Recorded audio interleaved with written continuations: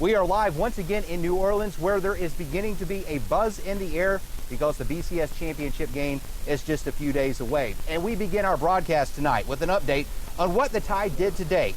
Bright and early this morning, offensive coordinator Jim McElwain, quarterback A.J. McCarron, and Heisman Trophy finalist Trent Richardson, along with several other members of the Tide's offensive unit, met with the media.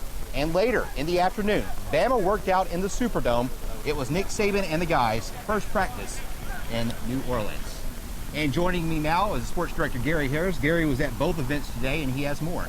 Yeah, John, it was quite a happening, I can tell you that. Really, the buzz is starting to get going now. During the viewing period of today's practice, the Tide looked poised and focused. I can tell you that. I was there, as they are really starting to crack down and get ready for Monday night's game. Now, during this morning's press gathering, it was a much more jovial mood, as is usually the case when we get to talk with offensive coordinator Jim McElwain. But again, it was all business when the guys stepped onto the football field as they get ready for Alabama and LSU Part 2. I think knowing each other, from a preparation standpoint, I'm sure there'll be some new wrinkles, because of that fact. Yet, we're just really excited to be here. The first time we played in this game, I said it was the most physical game I'd ever played in, and I believe that. I think that's why it's such a cool opportunity to get to do it again, just because, it's really not a secret. We know what we're going to do and what they're going to do. It's going to come down to who wins in the trenches. John, much more coming up on Alabama and LSU in Home Team Sports tonight, live from here in New Orleans, and also big recruiting news for the Tide tonight. Big news. Yeah. Tease you like that, but stay tuned. You want to find out Tide what I'm talking fans are going about. to hang around for sure. Yeah. All right, Gary, thank you very much. We'll see you a little bit later on.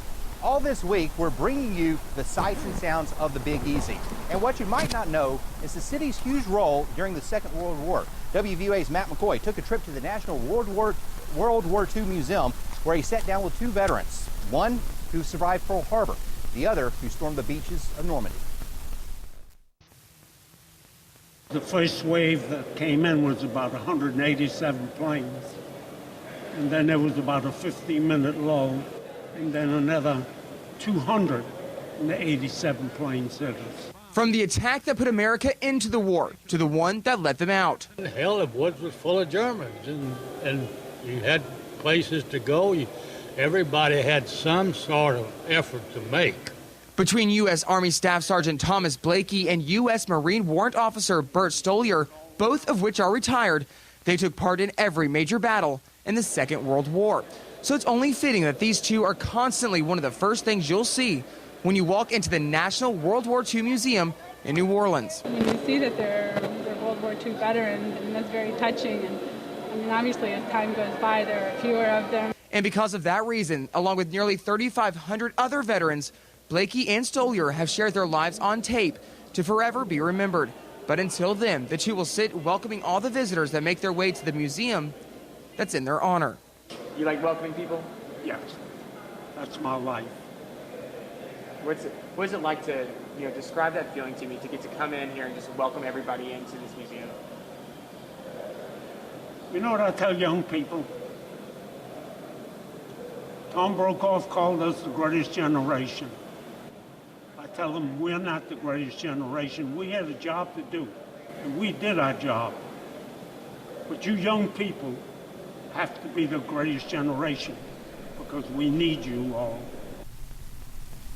John, after talking to those two veterans, the stories that they have are just amazing. And the place over there on Magazine Street here in New Orleans, it's big, and it's very symbolic of the beaches that stormed on Normandy. Mm-hmm. The boats were actually built here in New Orleans, which is why this museum is in New Orleans and not in D.C. And they're all done on grants and donations, mostly donations. And they're asking for money and to make sure this legacy is lived on and to generations and generations to come. And if you want to donate, that link is on our website, WVUATV.com. Just click on numbers and links, and you can donate. All right, Matt, thank you very much. Good story tonight. We appreciate it. Earlier this week, we introduced you to a diehard LSU fan living in Tuscaloosa. Well, believe it or not, there are actually diehard Alabama fans living in Tigerland down here in New Orleans. Ann Cardwell just moved to New Orleans a few months ago, and everyone down in the Big Easy is friendly and nice. But she says that doesn't stop the Bama fans from getting together and watching the game so that they can root the Tide on to victory. Cardwell says everything was going great until Bama's big loss against the Tigers late in the season. It was fun until November the 5th. And after November the 5th, I was ribbed a lot and had to wear LSU things, that was not fun. But normally it's a lot of fun to be here. Cardwell says if LSU wins again on Monday, she has to don the Bayou Bengals garb yet again. She would not be happy about that. That is the story from down here in New Orleans for right now. Right now, though, we want to send it back to Tuscaloosa. Victoria Sheehan picks up our coverage from there.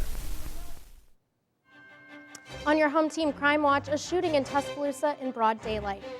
According to police, it happened around 2 o'clock this afternoon at the Laundry Nook on Skyland Boulevard. Sergeant Brent Blankley told WVUA after an investigation, it was determined it was a drug deal that went bad. Blankley says they have taken 3 people into custody and also found guns in their vehicle, but authorities are also searching for other suspects in another vehicle. Officials say no one was injured. Also on your Crime Watch, the search for a robbery suspect. Tuscaloosa police say this happened Wednesday at the Roadway Inn on Skyland Boulevard. Authorities say the suspect came up from behind to an employee working at the front desk and demanded money. When the employee ran away, the suspect fled the scene. If you have any information, call Tuscaloosa County Crime Stoppers at 752-STOP. A Tuscaloosa man has been arrested in connection with an abortion clinic fire. Authorities say it happened in Pensacola, Florida. Federal officials say Bobby Joe Rogers was arrested Thursday. Officials say Rogers set fire to a clinic in Pensacola Sunday morning. It's not the first time this clinic has seen violence. It was bombed Christmas Day in 1984, and in 1994, a doctor and a volunteer were shot to death as they arrived. No one was hurt in Sunday's fire. The last home in the Cedar Crest neighborhood of Tuscaloosa is no longer standing. According to Incident Command's Meredith Lynch, the city of Tuscaloosa demolished the building earlier today. Before then, you could see the building standing right behind where the Express oil change once stood on 15th Street. Lynch says the homeowner signed up for the city's volunteer demolition program, which gave the city a right of entry waiver to demolish the property. Several Shelton State Community College students were inducted into a new mechatronics program today. 40 students were selected from an applicant pool of nearly 200. They will have hands-on experience with automotive assembly line robots and a chance to one day work for Mercedes-Benz. The top 80% of students in the program are guaranteed a job with the company upon graduation.